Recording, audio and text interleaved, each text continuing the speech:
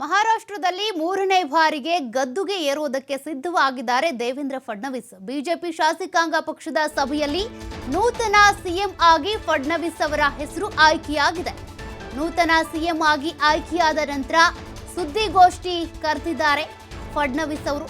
ನೂತನ ಸರ್ಕಾರದ ಮುಂದಿರುವ ಸವಾಲುಗಳ ಬಗ್ಗೆ ದೇವೇಂದ್ರ ಫಡ್ನವೀಸ್ ಅವರು ವಿವರಿಸಿದ್ದಾರೆ. ನಮ್ಮ ಮೇಲಿನ ಜವಾಬ್ದಾರಿ ಹೆಚ್ಚಾಗಿದೆ, ಕಷ್ಟಪಟ್ಟು ಕೆಲಸ ಮಾಡಬೇಕಾಗಿದೆ. ಜನರು ನಮ್ಮ ಮೇಲೆ ಇಟ್ಟಿರುವಂತ ನಂಬಿಕೆಯನ್ನ ಉಳಿಸಿಕೊಳ್ಳೋದೇ ನಮ್ಮ ಧ್ಯೇಯ. ನನ್ನಂತಹ ಸಾಮಾನ್ಯ ಕಾರ್ಯಕರ್ತನಿಗೆ ಮೂರನೇ ಬಾರಿ ಸಿಎಂ ಸ್ಥಾನವನ್ನು ನೀಡಲಾಗಿದೆ. ನಾವು ಒಗ್ಗಟ್ಟಾಗಿದ್ರೆ ಸುರಕ್ಷಿತವಾಗಿರ್ತೀವಿ. ಪ್ರಧಾನಿ ಮೋದಿ ಇದ್ರೆ ಇದೆಲ್ಲವೂ ಸಾಧ್ಯ ಅಂತ ತಾವು ನಡೆಸಿದಂತ ಸುದ್ದಿಗೋಷ್ಠಿಯಲ್ಲಿ ಮಾತನಾಡಿದ್ದಾರೆ. ಸುದ್ದಿಗೋಷ್ಠಿಯಲ್ಲಿ ಪ್ರಧಾನಿ ಮೋದಿಯ ಘೋಷಣೆಯನ್ನ ಪುನರುಚ್ಚಾರ ಮಾಡಿದ್ದಾರೆ ಫಡ್ನವೀಸ್ ಅವರು.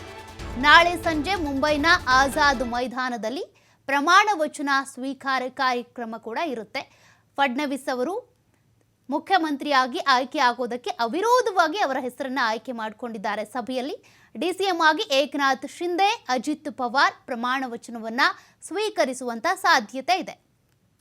ನೋಡಿ, ಈಗಾಗಲೇ ಮಹಾರಾಷ್ಟ್ರದ ಚುನಾವಣೆ ನಡೆದು ಅದಾದ ಬಳಿಕ ಫಲಿತಾಂಶ ಬಂದು ವಾರ ಕಳೆದ್ರೂ ಕೂಡ ಸಿಎಂ ಯಾರು ಆಗ್ತಾರೆ ಅನ್ನುವಂಥ ಪ್ರಶ್ನೆ ಹಾಗೆ ಓಡಾಡ್ತಾ ಇತ್ತು. ಸಭೆಗಳ ಮೇಲೆ ಸಭೆಗಳು ನಡೀತಾ ಇದ್ವು. ಕೊನೆಗೂ ಕೂಡ ಮೂರನೇ ಬಾರಿಗೆ ಸಿಎಂ ಕುರ್ಚಿಗೆ ಏರೋದಕ್ಕೆ, ಗಾದಿಗೆ ಏರೋದಕ್ಕೆ ಅಂತ ದೇವೇಂದ್ರ ಫಡ್ನವೀಸ್ ಅವರು ಸಿದ್ಧರಾಗಿದ್ದಾರೆ. ಜೊತೆಗೆ ಡಿಸಿಎಂ ಆಗಿ ಅಂದರೆ ಉಪಮುಖ್ಯಮಂತ್ರಿಗಳಾಗಿ ಏಕನಾಥ್ ಶಿಂದೆ ಮತ್ತು ಅಜಿತ್ ಪವಾರ್ ಅವರು ಪ್ರಮಾಣ ವಚನ ಸ್ವೀಕರಿಸುವಂತ ಸಾಧ್ಯತೆ ಇದೆ. ನಾಳೆ ಈ ಕಾರ್ಯಕ್ರಮ ನಡೆಯುತ್ತೆ. आज भारतीय जनता पार्टी, शिवसेना, राष्ट्रवादी काँग्रेस, जनसुराज्य पक्ष, युवा स्वाभिमान पक्ष, रासप आणि अपक्ष अशी एक मोठी महायुती या ठिकाणी झालेली आहे. या सगळ्यांच्या सहीचं पत्र हे आम्ही दिलेलं आहे. मी विशेष आभार मानतो आमच्या शिवसेनेचे अध्यक्ष आणि राज्याचे विद्यमान मुख्यमंत्री माननीय एकनाथराव शिंदेजींचे की त्यांनी शिवसेनेच्या वतीनं माझ्या समर्थनार्थ पत्र दिलं आणि महायुतीचा मुख्यमंत्री म्हणून माझा शपथविधी करावा अशा प्रकारची विनंती त्यांनी माननीय राज्यपालांना केली आहे.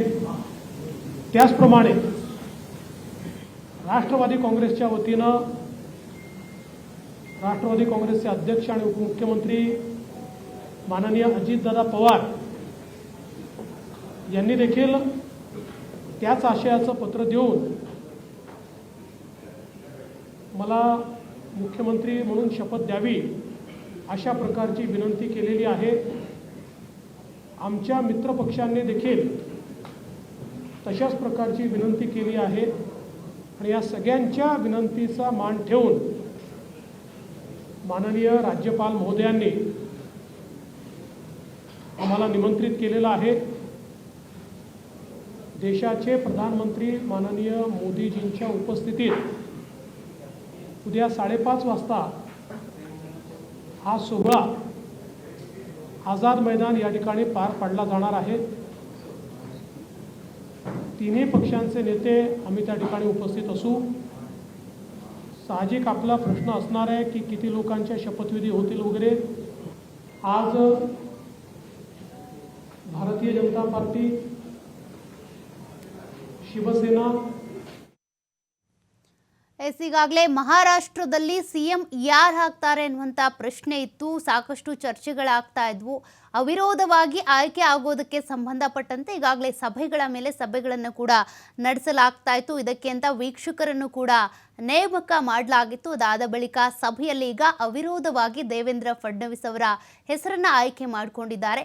ಹೀಗಾಗಿ ಸಿಎಂ ಆಗಿ ಪ್ರಮಾಣ ವಚನ ಸ್ವೀಕಾರ ಮಾಡೋದಕ್ಕೆ ದೇವೇಂದ್ರ ಫಡ್ನವೀಸ್ ಅವರಿಗೆ ಹಾದಿ ಸುಗಮವಾಗಿದೆ. ನಾಳೆ ಈ ಒಂದು ಪ್ರಮಾಣ ವಚನ ಸ್ವೀಕಾರ ಮಾಡುವಂಥ ಕಾರ್ಯಕ್ರಮ ಕೂಡ ಇರುತ್ತೆ. ಇವರ ಜೊತೆಗೆ ಏಕನಾಥ್ ಶಿಂದೆ ಮತ್ತು ಅಜಿತ್ ಪವಾರ್ ಇವರಿಬ್ಬರು ಕೂಡ DCM ಆಗಿ ಪ್ರಮಾಣ ವಚನ ಸ್ವೀಕಾರ ಮಾಡುವಂಥ ಸಾಧ್ಯತೆ ಕೂಡ ಇದೆ. ಈ ಒಂದು ಕಾರ್ಯಕ್ರಮದಲ್ಲಿ ಪ್ರಧಾನಿ ಮೋದಿ ಸೇರಿದಂತೆ ಅನೇಕ ಮುಖಂಡರು ಇರ್ತಾರೆ ಅಂತ ಕೂಡ ಹೇಳಲಾಗ್ತಾ ಇದೆ. ನಾಳಿನ ಕಾರ್ಯಕ್ರಮ ಮುಂಬೈನಲ್ಲಿ ನಡೆಯುವಂಥ ಕಾರ್ಯಕ್ರಮ ಇದು. ಯಾರೆಲ್ಲ ಭಾಗವಹಿಸ್ತಾರೆ ಅಂತ ಕೂಡ ನೋಡಬೇಕಿದೆ. ಸದ್ಯಕ್ಕೆ ಮಹಾರಾಷ್ಟ್ರದ CM ಆಯ್ಕೆ ಯಾವಾಗ ಆಗುತ್ತೆ ಅಂತ ಕಾಯ್ತಾ ಇದ್ರು ಎಲ್ಲರೂ ಕೂಡ. ಅಂದರೆ ಬಹುಮತ ಸಿಕ್ಕಿದ್ರೂ ಕೂಡ ಇಲ್ಲಿ CM ಆಯ್ಕೆನೇ ಒಂದು ರೀತಿಯಾಗಿ ಕಗ್ಗಂಟಾಗ್ಬಿಟ್ಟಿತ್ತು. ಮಹಾಯುತಿ ಕೂಟಕ್ಕೇನೆ ಬಹುಮತ ಸಿಕ್ಕಿರೋದು. ಹಾಗಿದ್ರೂ ಕೂಡ CM ಆಯ್ಕೆಗೆ ಸಂಬಂಧಪಟ್ಟಂತೆ ಅನೇಕ ಕಗ್ಗಂಟುಗಳಿದ್ವು. ದೇವೇಂದ್ರ ಫಡ್ನವೀಸ್, ಏಕನಾಥ್ ಶಿಂದೆ ಇವರಿಬ್ಬರಲ್ಲಿ ಯಾರನ್ನು ಆಯ್ಕೆ ಮಾಡೋದು ಅನ್ನೋದೇ ಒಂದು ರೀತಿ ಗೊಂದಲ ಆಗ್ಬಿಟ್ಟಿತ್ತು. ಕೊನೆಗೂ ಕೂಡ ವೀಕ್ಷಕರನ್ನ ನೇಮಕ ಮಾಡಿದ್ದಾಯಿತು, ಚರ್ಚೆ ಮಾಡಿದ್ದಾಯಿತು, ಅಭಿಪ್ರಾಯಗಳನ್ನು ಸಂಗ್ರಹಣೆ ಮಾಡಿಕೊಂಡಿದ್ದಾಯಿತು. ಇವತ್ತಿನ ಸಭೆಯಲ್ಲಿ, ಮಧ್ಯಾಹ್ನ ನಡೆದಂಥ ಸಭೆಯಲ್ಲಿ ದೇವೇಂದ್ರ ಫಡ್ನವೀಸ್ ಅವರ ಹೆಸರನ್ನು ಅವಿರೋಧವಾಗಿ ಆಯ್ಕೆ ಮಾಡಿದ್ದಾರೆ. ಹೀಗಾಗಿ ದೇವೇಂದ್ರ ಫಡ್ನವೀಸ್ ಅವರು 3ನೇ ಬಾರಿಗೆ ಮಹಾರಾಷ್ಟ್ರದ CM ಆಗಿ ಅಧಿಕಾರದ ಚುಕ್ಕಾಣಿ ಹಿಡಿಯಲಿದ್ದಾರೆ.